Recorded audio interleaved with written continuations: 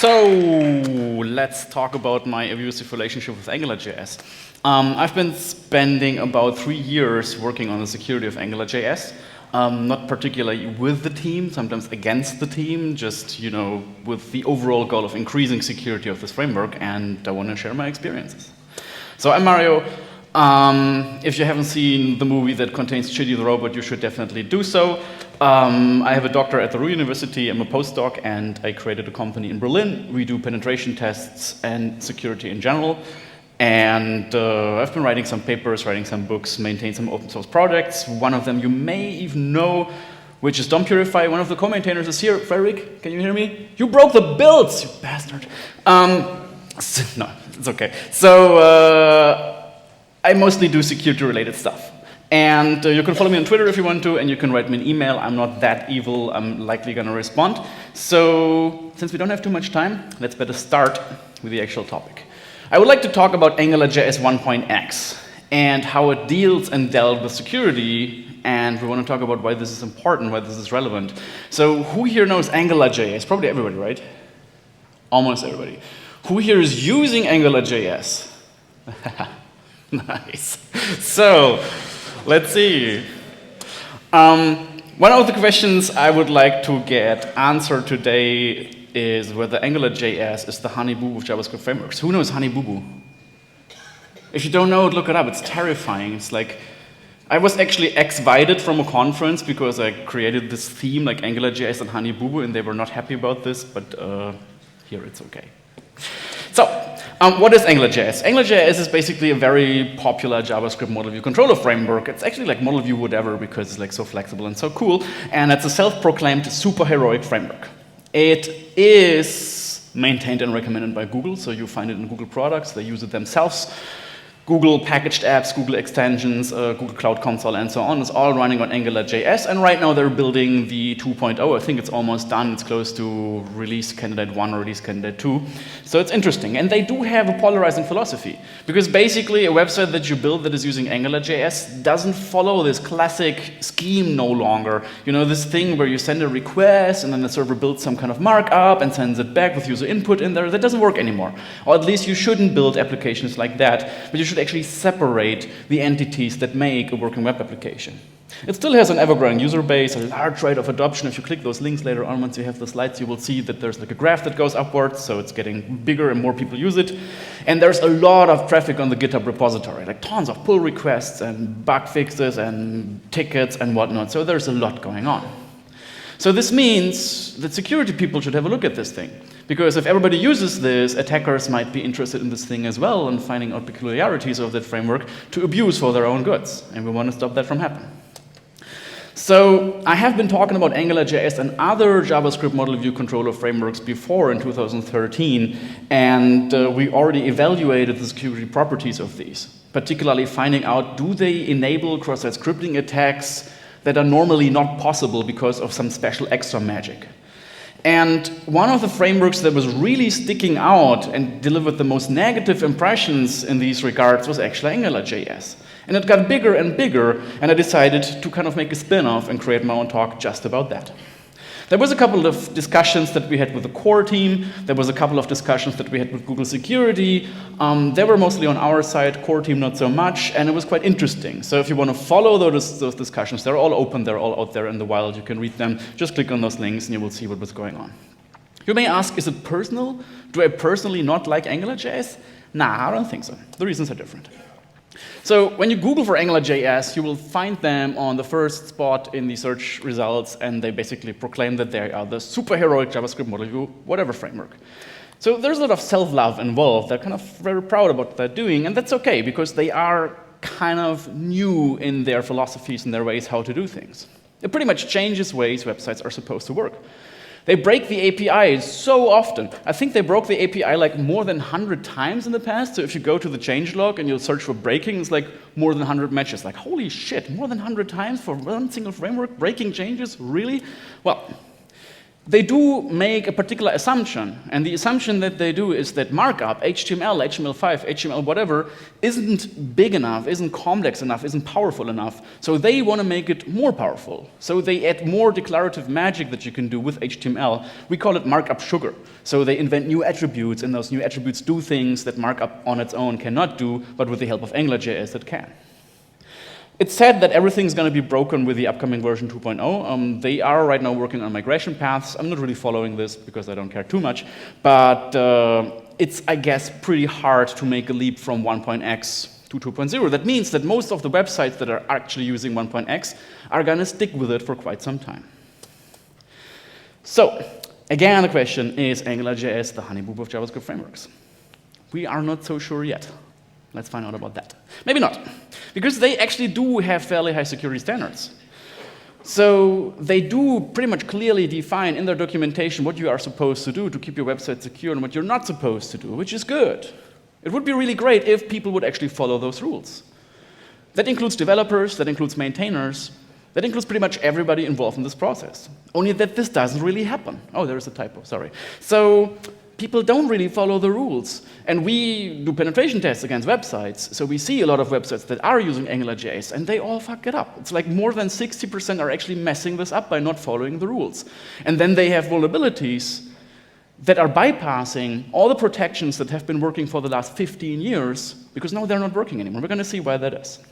I mean, web security in itself is hard. It's like this kind of paradox of layers. You have like layer on top of layer on top of layer. You have to secure them all, like network, server, browser, framework, user, and so on, all the ways back, events that are emitted and whatnot. But adding another layer that is so smart and so powerful and adds so much more attack surface, that can't be good. So here's what they say in their own documentation. They basically say, listen, if you want to build a website with AngularJS that is functional and secure at the same time, then please do not mix client and server templates. So this is one of the most important things, because in the past we used to do exactly that. You would send a request to the server with some get parameters or some post parameters. The server would smoosh the whole thing together and send it back, and then you had something that is like mixing user content and template content, and that was the actual page that was delivered, like the classic scheme. You are not supposed to do this anymore. You're also not supposed to generate your templates dynamically anymore. You're also not supposed to run user input through scope eval, duh, who would have guessed. And you should consider to use CSP, Content Security Policy. Who's using CSP? There's like 5 people, so yeah. Better than no one at all. Anyhow. So let's now be nasty and have a specific look at what we can do, how we can attack AngularJS, because there is 4 interesting things we can do. Let me tell you one thing in advance. The things we're going to do are borderline ethical. Like, people might say, like, oh, you shouldn't have done that. And I might say, if we don't do it, someone else is going to do this, and they might not report. So please bear with me, but some people here in the room might be angry. Let's start. First of all, if we want to attack something, we want to attack it real good, we need to follow up with a certain, with the systematics that we can apply here. And those systematics are to identify what the actual attack vectors could be. And we identified 4 of them, the first one being the sandbox, because they have an expression sandbox. You can use expressions, they do some stuff, and they are not supposed to allow the developer or the user to access the actual DOM. So we want to break that. They have a sanitizer, so they have a directive that allows you to pass in a string, and then the string comes out, and it's free of cross-site scripting. Of course we want to attack that. They have a CSP mode. Of course we want to bypass that. And they, of course, have a code base, and we want to kind of try to attack the code base and introduce new bugs that haven't been there before. Talking about borderline ethical, right? So let's see. A1, the sandbox. This is my favorite part, actually. My second favorite part. So they have the sandbox thing where they say, okay, you can have user input and you can have expressions in your templates, and you sometimes can put them together, but you shouldn't. But anyway, if you ever have to do so, then we're trying to protect this whole thing from being able to cause cross-site scripting, meaning they prohibit access to the real DOM. They kind of don't really sell this as a security feature. They basically say, well, there is this sandbox, and you can throw stuff in there, but it's not a security tool. It's basically to get developers' fingers off the DOM, because the DOM is bad for you, and you shouldn't take it, you shouldn't work with it, and rather use our API, use the few methods that we expose to you, and that's gonna be fine. You know what I mean with these expressions, right? It's like the double curlies and the closing double curlies and stuff in there that AngularJS can do then, like the things you put in scope. Of course, we want to have a look at that, and we want to find out if we can leave that scope and get access to window again. Because if we have access to window, we can do nasty stuff. We can access cookies or location, we can do phishing, cross-site scripting, whatever. So the first versions of their sandbox were quite trivial to break. It was actually just this. It's kind of a little bit hard to see. I hope that there's not too much information lost here. Can you see the laser pointer? Because I can't. Nah, not really. Anyhow, you see this thing with the constructor right here. Can you see that? Yeah, that's my laser pointer now. So basically, you have the opening curlies. You would say, hey, we have a scope object in there, so that's implicitly this. So we access the constructor property, then we get the object constructor, then we access the constructor of the object constructor, which is giving us the function constructor. The function constructor is an implicit eval, and we just throw a string in there, and then we execute the whole thing because the result is an anonymous function, and there we go, we have full DOM access. That was easy. And that was working up until version 1.1.x. And yeah, of course, I mean, they fixed that. That was trivially easy to fix. So that shouldn't happen. If you want to play with this thing, this is copy and paste ready. Once you have the slides, they are on slide share already. You could just like grab them and you can just like copy paste this thing. It should pop 2 alerts. I'm not really sure why it pops 2 alerts, but better safe than sorry. Well, as mentioned, of course, they fixed that. Once we reported this, they said, guys, this is not a good sandbox. You need to make it more strict. And they made it more strict, and they say, like, all right, despite this not being a security tool, we don't want people to access the DOM, so we block access to the function constructor. And they do so by parsing the whole thing, by checking what kind of object it is, and if it's kind of indicative that it's a function constructor, then they have an early return, so like, nah, you can't do this, you can't use this. Then they forbid other things, like, for example, access to the constructor, and a couple of other things, and made it more secure. So we had another look at the sandbox, and there was new bypasses. The first bypass was making use of the fact that you can still get access to the function constructor without the sandbox noticing. I call it like the first generation sandbox bypass, and we can see it here. It's from Jan, one of the guys on my team who's now doing an internship at Google, sadly, but maybe he will come back, who knows. So he basically said, all right, I just take an empty string, and then I access the sub method, and I map the whole thing, then I access the call method, and then I access the call method of the call method, and then I create myself an empty object, and I access the constructor, because that was bypassing the check if constructor is being used. Then I call ECMAScript 5's get object property descriptor, I pull the whole thing, I throw the whole thing in here, then I access the value, and that, of course, is then the function constructor. I feed the function constructor with the string alert1, I execute the whole thing, and done. So that was quite trivial, and it actually was. So that was bypassed. And we had full access to the DOM again, and they fixed that. So then we needed the bypass because the client was using 1.2.0, and I realized that in 1.2.0, they don't allow us to use __proto__ because they had a separate check for that they removed later on again, so they loosened the restrictions. I was like, damn, we have a bypass for the new versions, but not for the old versions. It's like, how do you get access to __proto__? Of course, you call ECMAScript 5's get prototype off. And there was another bypass. So that was easy. And they fixed that.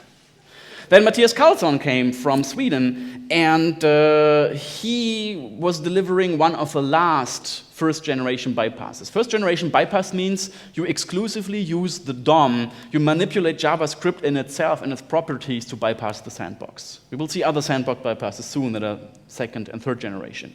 So he basically says, like, hey, scope object, you have a toString property, and you have a constructor, and you have a prototype, and you again have the toString property. So it's the toString property of the toString property, and we map that so it's being replaced by toString constructor prototype call. So whenever in the DOM, anywhere, a stringification is happening, then this is not a real stringification, but what really happens is that call is being called. Then the only thing we have to do is create an array with 2 elements. They're pretty much like, one fake element, so there's something to sort, and another element that is then looking like the alert1. It's actually the alert1 is a string. Then we call the sort function, and then we throw in toString constructor as a callback. So the callback is being called. It was once the real toString, but now it's actually the call to call. So we have a function constructor again, and the sandbox is bypassed. And of course, they fixed that. Then there was Gabor Molnar from Hungary, who's now working at Google, and he created the first second-generation bypass. Because he modified both the DOM and the core of the library. Because he checked, like, what kind of things can I access inside AngularJS? And he realized, hey, there's a couple of things that I can access, and I can actually mess with the core functionality of the framework. So he was hooking himself into the digestion chain, and he basically overrode some critical properties, just to, in the end, get back to the function constructor, create a string, execute the whole thing because he gets the function constructor, and the whole thing is bypassed.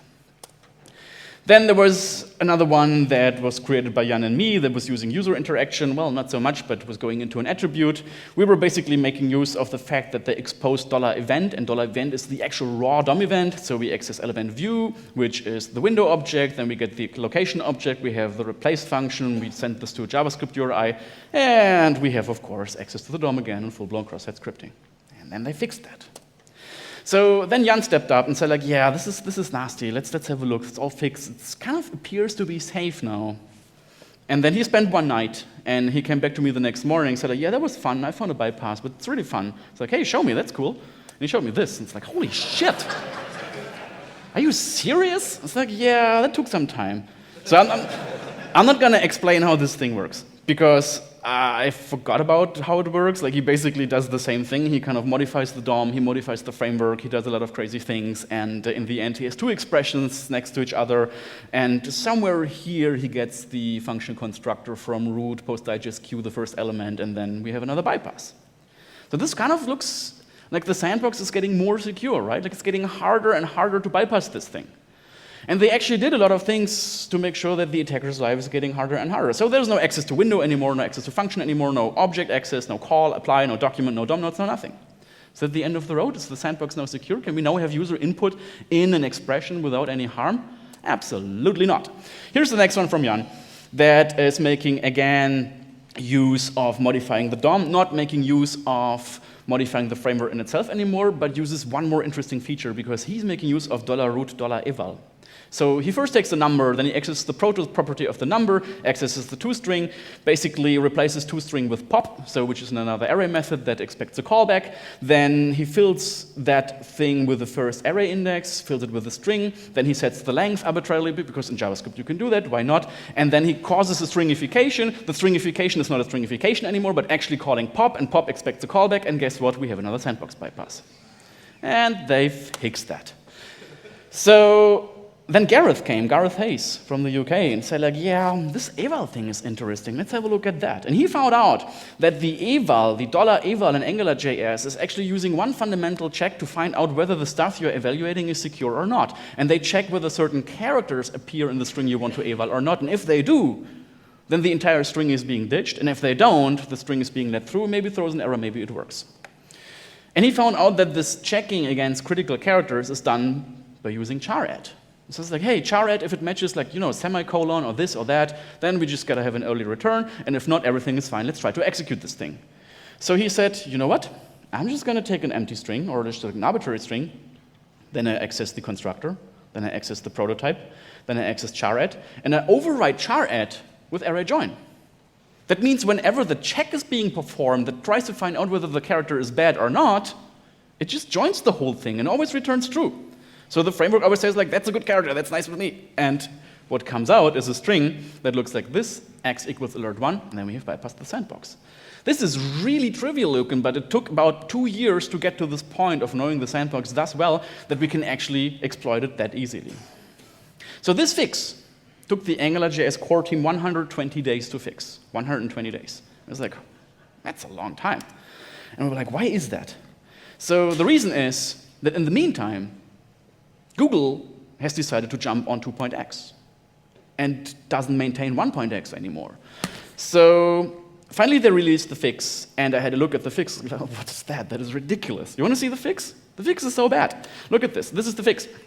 I have my cable now. This is OK. So basically here you see that they do nothing else but modify the parser to find out whether there is an assignment happening to an existing constructor. And if someone assigns something to a constructor, like Gareth does here, then they say, like, nah, you can't do that.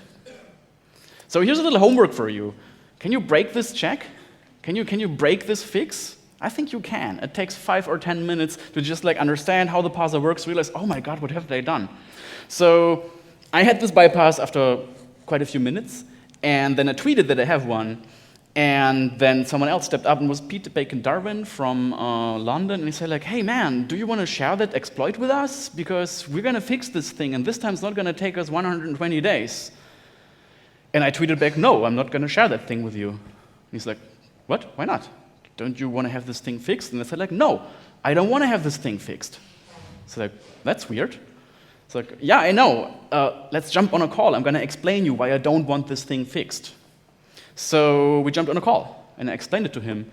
And after some time, he said, yeah, I understand that. I fully understand that. That's OK. I'm not going to tell you now why that is. Maybe if we have time left after the talk, we can talk about this, because, again, this sounds like borderline ethically not cool. But we have reasons why we don't want this fix to happen. But not quite now, because we're losing too much time. Anyhow, there's a couple of other bypasses that require user interaction. One of my favorites is using copy and paste. It's actually quite simple, although it doesn't look simple. We just like access the event object. We overwrite the default functionality. We rely on someone doing a copy-paste operation, and by doing so, we overwrite the entire clipboard, because we can do that now in HTML5 with our own content, which is an SVG that is containing an animate element, and thereby, once the thing is being pasted, you don't really paste what you expect to paste, but you paste our payload, and then something bad happens. But yeah, it's just like a funsy.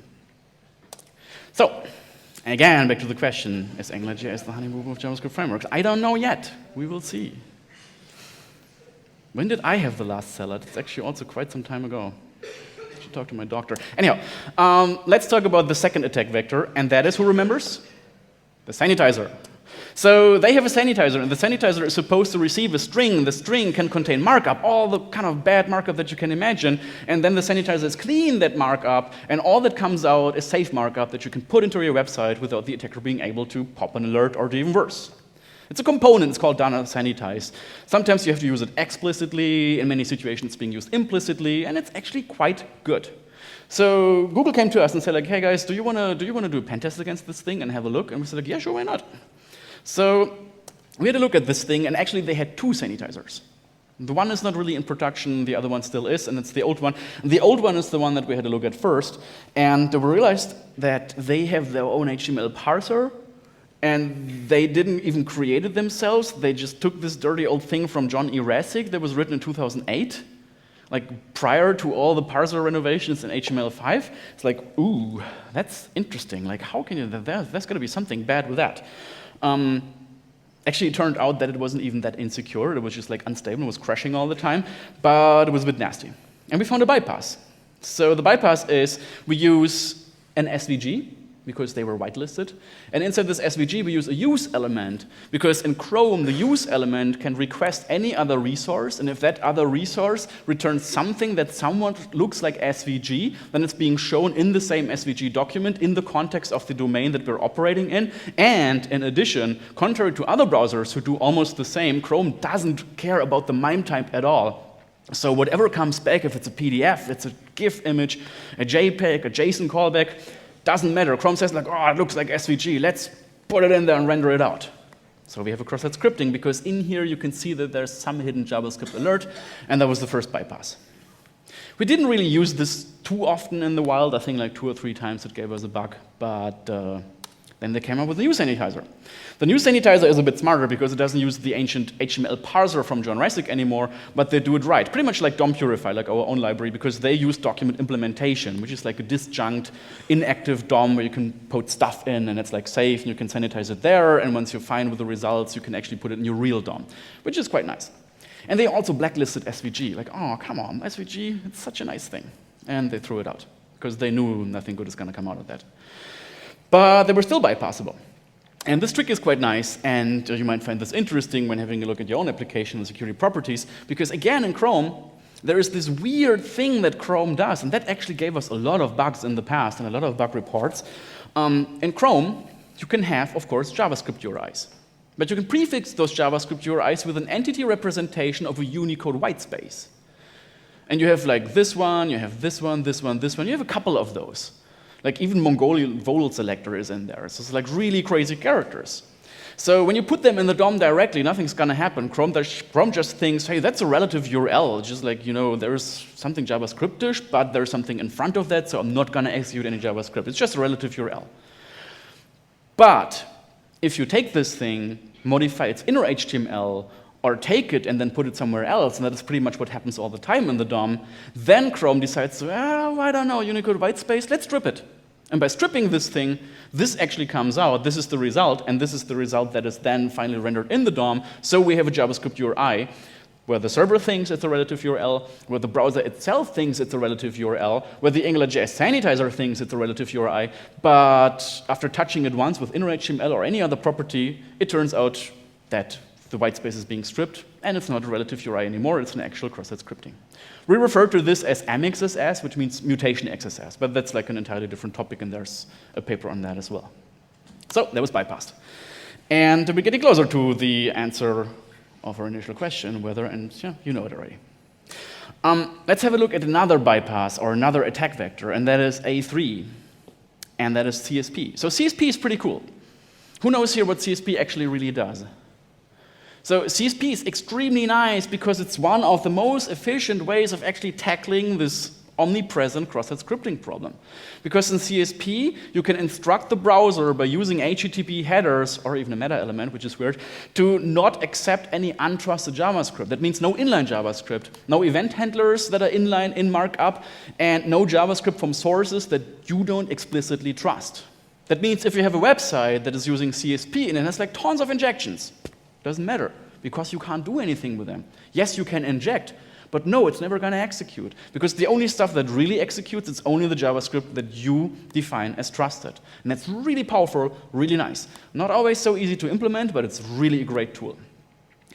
Well, most of the fancy JavaScript frameworks don't really work so well with CSP enabled, because they make heavy use of the function constructor and of eval to be fast. Happens so that eval and the function constructor are forbidden by CSP unless you explicitly enable them. So this kind of doesn't go together, right? With the fancy frameworks are using eval and function constructor, CSP forbids that, so you can either have the cool framework or a secure website. That sucks. But AngularJS was, of course, aware of that fact, and they had enough development power to kind of deal with this thing, and they implemented a dedicated CSP mode. And in the CSP mode, you can still use all the features of AngularJS. It's like almost parity. Almost all the features can still be used, but still, the website is secure. That's like really nice, right? But wait a second. The problem here is that in AngularJS, you don't initiate click events or mouse over events or focus events with using the classic old handler, like those that would be blocked by CSP. But you use new handlers, for example, ng-click. So you can inject this into the vulnerable website and nothing happens. But instead, you just inject this, ng-click, $event, which is the raw event object that is being exposed here. Then you access the view property, which is window. Then you execute alert. And that's it. CSP is completely bypassed. Like, there is no protection anymore. You have full DOM access. That, of course, sucks a lot. And they fixed that. And this only works until version 1.1.5. So we had a look at this feature. We wanted to find out if they really fixed it, and we kind of explored how they were parsing the whole thing. We realized, for example, that they accept ng-click, they accept ng::click, x-ng-click, data-ng-click, and also underscore minus underscore underscore underscore and so on click, because they normalize what is coming in. They throw out certain character, and this kind of garbage works as well. But all these things were pretty much fixed with 1.0 and upcoming versions, because they were prohibiting access to view, to the window object, and thereby the CSP bypass was fixed. Well, and here's one of the things that I really, really like in info security, because you just have to sit there and wait. You just have to sit there and wait for new features. So we knew that this current thing was fixed, and we knew that it's very hard to bypass this thing, because there are certain restrictions. If you have an injection, you need to kind of somehow get an access to window, and you need to both satisfy the browser and the AngularJS parser, and that is hard. But then we had a look at ECMAScript 6, or ECMAScript 2015 or 16 or whatever, and we realized that there's something interesting there. So component number 1. In Chrome, you have the possibility in a CSP-protected website to create a blob. You create a URL from that blob, a blob URI, then you redirect to that blob URI, and that blob URI forgets all the CSP headers. So once you're there, you're still on the same domain, but you don't have CSP anymore. That's cool. Now there's a problem. You could say, well, that is cool, because then we can kind of abuse this in AngularJS directly by just creating a blob, accessing window, getting the blob, and so on and so on. But that wouldn't work. Because how do you create a blob? You say new blob, right? You can't just say blob and filler. You have to create it with a new operator. And the new operator is not supported by the AngularJS parser. So you would have a bypass, but you can't exploit it because the AngularJS parser says no, doesn't support new, doesn't understand new, so you can't do this particular operation. But in ECMAScript 6, you can get around that, because in ECMAScript 6, JavaScript finally got a reflection API. It's like, I couldn't wait for this reflection API. It's so important. And this is how it looks. This is the full bypass. It was quite fun, because when I first gave this talk, there was still a theoretical bypass, because they didn't quite support this feature yet. And then 3 weeks later, they support it and was like, yes! So I removed all the theoretical, hypothetical strings from that slide, and now it's really working. Let's go through this step by step. And let's read from the bottom to the top. First, we create a blob. We do so by saying $event.view.blob, feed it with an array, feed it with some configuration that is also defining the MIME type. The array contains inline JavaScript. Inline JavaScript should never execute with CSP, but in blobs it does. Then we see something magic here, because we say $event.view.reflect construct. And this is the magic part, because that gets us around the limitation of not being able to use new. So we just use reflect construct. It does the very same thing. It's like a functional, or it's like a, basically it's a functional way of calling the new operator. You don't need the operator anymore. You don't need the syntax anymore. And AngularJS and its parser is perfectly fine with this when it's not fine with the new operator. So that is nice. Then you just go ahead, say $event.view.url create object URL. So you create the blob URL. And then you redirect the whole thing by using location replace, which is exposed. And then you redirect to the blob URL. The blob URL is still residing on the same domain. It contains arbitrary JavaScript, and how much CSP you might want to have on your website doesn't really matter. It still executes because it forgets all those headers, and you have a full-blown cross-site scripting. That was quite nice. I think Chrome should fix that. And then I was sitting on the train with a friend of mine who was working at Mozilla, and we were like, there must be easier ways, because they fixed that, of course, too. There must be more trivial ways.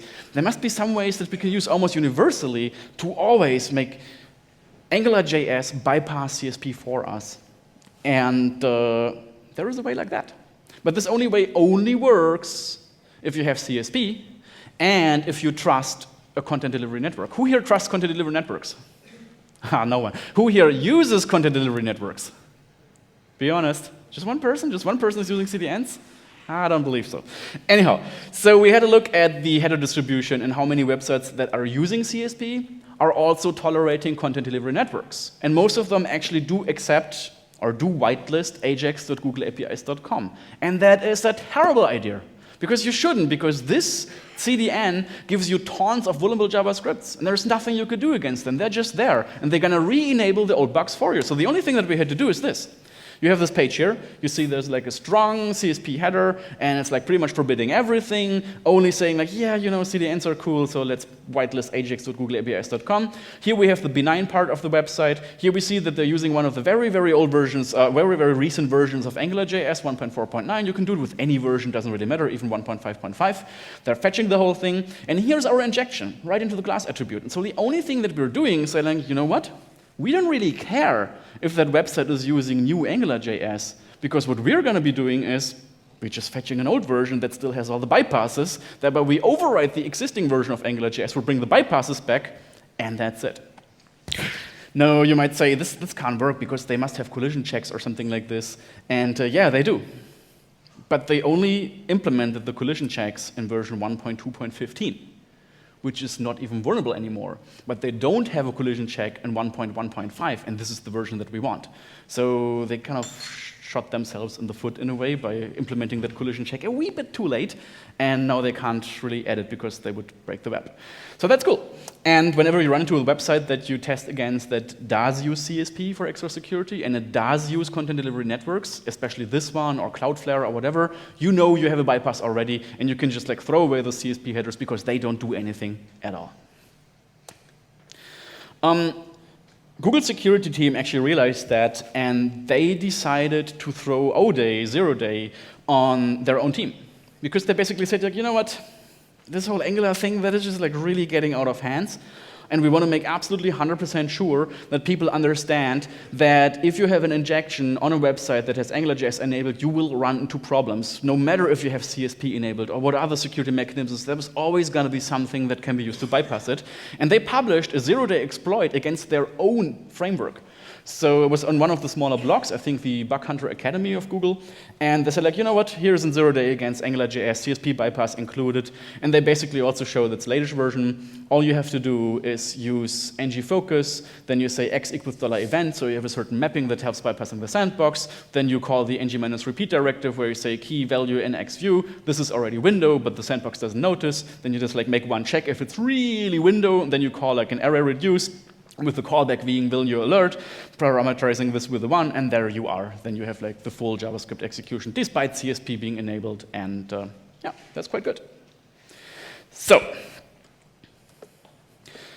well, I think I don't have to repeat the motto ever and ever again. Let's talk about the fourth thing. And I don't have too much time left, but I think it should work out. So with the fourth thing, we were really nasty.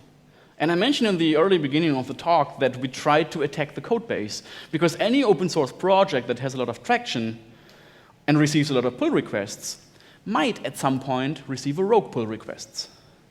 If you receive in your open source project a rogue pull request that is well hidden and that is intending to introduce a new bug or an exploit into your software, would you notice? I'm not sure. I asked myself, would I notice?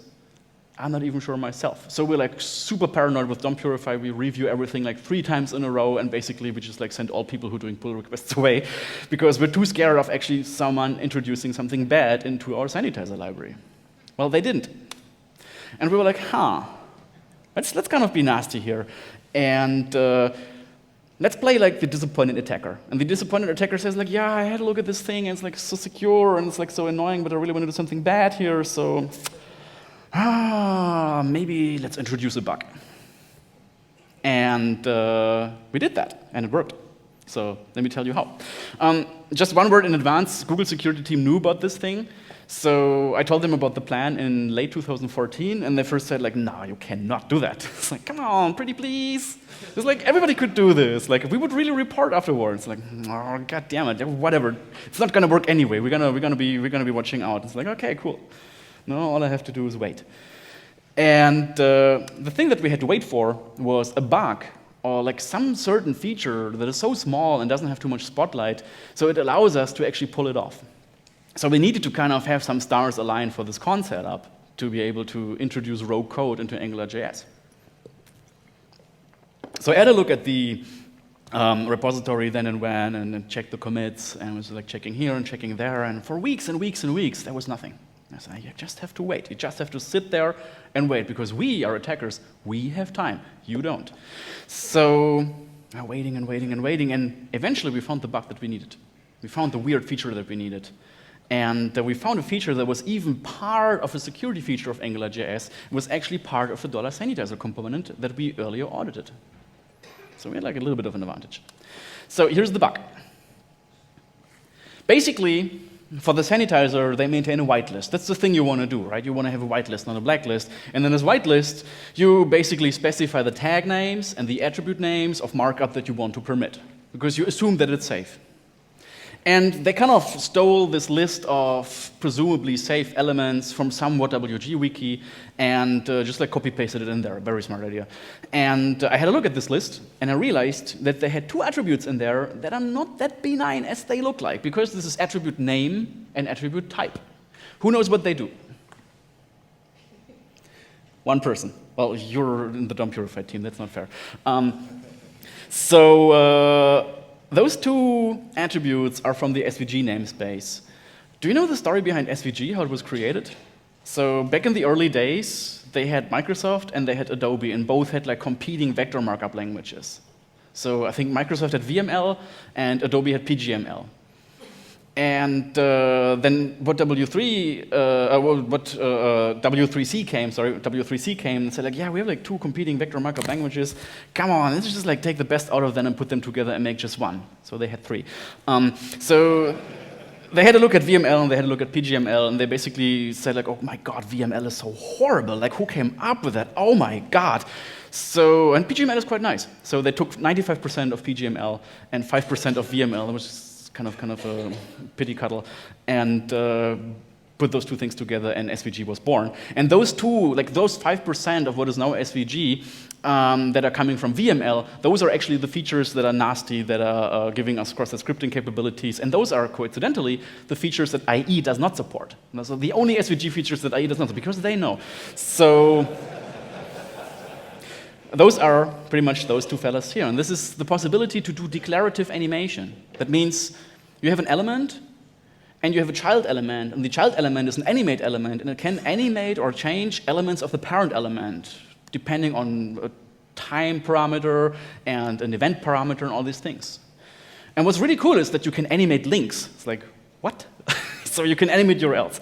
And we found out that those two attributes are whitelisted. And we're like, okay, there is the bypass already. They just like created this themselves, so we don't have to do anything. We can just like report the issue and get tons of money. But that wasn't the case. I set up a test case and I realized, oh, they have a bug. And in this bug, they were actually only comparing attributes after lowercasing them. Because in HTML, that's cool. But in SVG, that's not, because they have mixed case attributes, as the ones that we just saw. So in their code that was working well in 99% of all situations, this particular situation that was necessary for the attack to work would not function because of the lowercasing. We're like, oh yes, that is exactly the setup we need. So we just report to them that the lowercasing is wrong, that they kind of should fix this because two of the attributes that are in the whitelist are actually not coming through. But we're not going to tell them that this is the XSS that we want. So I found a bug, and it's like, we found this issue, and if you could really please like fix it and everything, because that would be really cool. And I filed it in November 2014, I think, or in December. And in February 2015, I received an email and said like, yeah, we accept that bug. That's a cool bug. Thanks for finding that. We're going to fix it. And I was like, yes. Of course, I didn't tell them what the consequence was. And they fixed the whole thing, and they were really happy about this. And the new release candidate came out, and I tested it. And yes, we had cross-site scripting that we created because of our bug fix. And I was really proud. So this is the attack. You basically have an SVG, and this SVG contains a link. And this link contains a harmless Xlink href. Then there's something in that link that is just like some big thing to click on, whatever. It could be like a rectangle or a circle, doesn't really matter. It's just like 400 something something.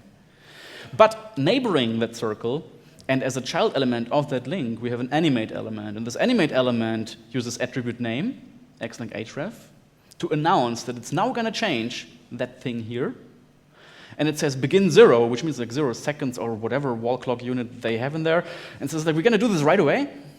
And then we change it from something evil to something benign. You were like, what? That doesn't make any sense. Like, why does that work? Who can tell me why that works? Because if we do from something benign to something evil, then the browser will say like, oh, no, no, no, no, you can't do that. That is, no, no, no, no.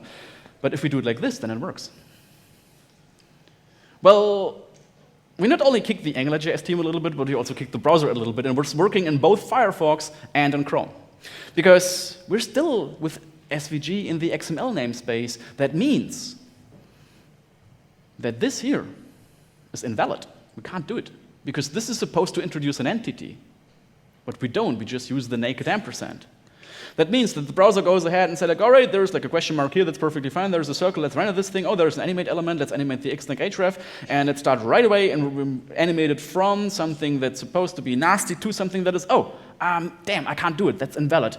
Ooh, where was I? Let's jump back to the from. And that was it. So, faulty lowercasing, overly permissive whitelist, weird browser behavior, and us being a little bit nasty was kind of giving us the exact cross-site scripting that we wanted. And it was there for release candidate 1. We informed Google. Then release candidate 2 came. It's like, could you do something about this, please? Because soon there's going to be a release version, and that we didn't kind of want. Yeah, we contact them again. And I think after 3 or 4 weeks, they eventually actually fixed that. So it was really close to the actual release, because maybe they were angry, maybe it wasn't a priority, but yeah.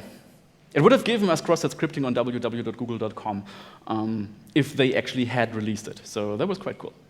But they fixed it last second. Well, Another thing that they fixed in the Sanitizer is they added this kind of comment block where they say like, okay, you never ever touch this thing without at least Mama and Papa having a look at this thing. So that's a good thing, because now people actually know that this is a security critical component. You can't just, you can't just mess with that without asking anyone who really knows what they do. So that was a good consequence. We had some struggle with the jQuery team back then, and they still really hate us, but now they have a security at jQuery.com, so that's good. Like, something good came out. And not everybody was like super friendly and super amused after we did that and wrote about this and reported all that, but if you hate us a little bit for that too, we even received bug bounty for that in the end. So yeah, sweet, sweet money.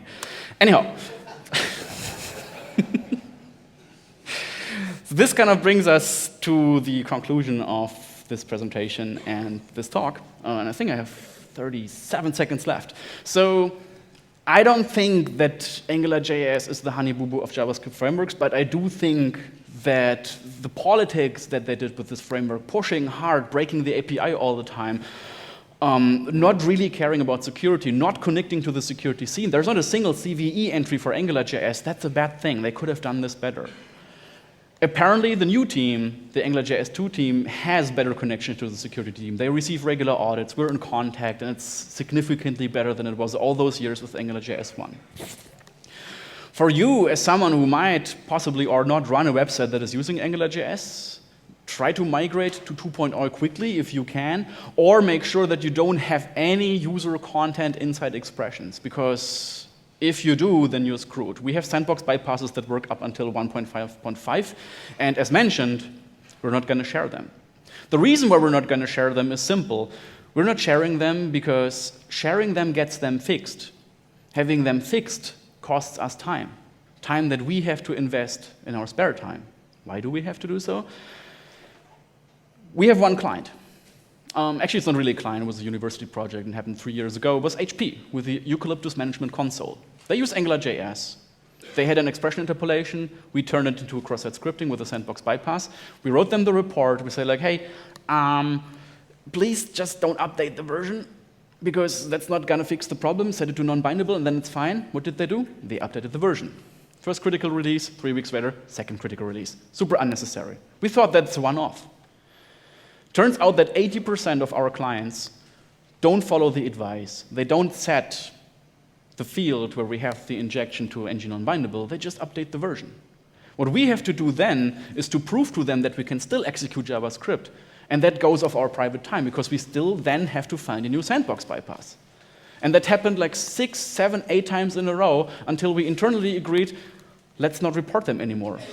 Because it doesn't make sense. It doesn't help our clients. It helps our clients better if we have a demo bypass, an educational bypass, where we can demonstrate them that just updating the version is not sufficient, rather than having those versions fixed over and over again and us finding like a new thing. Google even is pretty much outspoken about that as well. It says like, if you find like a bug in some of our applications and you don't have a sandbox bypass at hand, doesn't matter, you're still going to get bug bounty. Other companies are not thus far yet. And that's why we talked to the maintainers of the current AngularJS 1.x tree. We talked to Pete Bacon-Darwin, we explained him the whole thing. He gave us his blessing. He said, it's okay, keep that bypass, please don't publish it, but keep it and make sure that your clients get secure. And I think that's a good thing after all. So, I think we have to give credit to Google security team as well, because they're really doing well. They're really putting more effort now into educating the development teams, their own developers, other developers. There's more documentation coming out. There's good plans to kind of make AngularJS 2.0 in entirety a more safer, like a safer thing than the 1.x monstrosity was. And I think that's a good thing.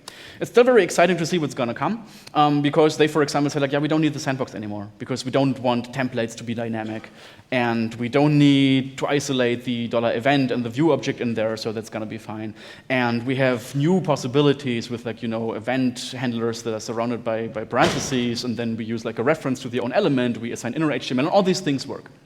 So one of the magic security measurements that they do employ is they say like, you can't have dynamic templates anymore, just like don't, and it's going to be really, really hard to have dynamic templates. So let's hope that this raises the overall level of applications that are using fancy frameworks, and let's see where this goes. We haven't seen any implementations yet. We hope we will see some implementations soon and test against them, but until then we can't really say anything about the actual status of 2.0, because we simply don't know yet. And that's it. Thank you very much.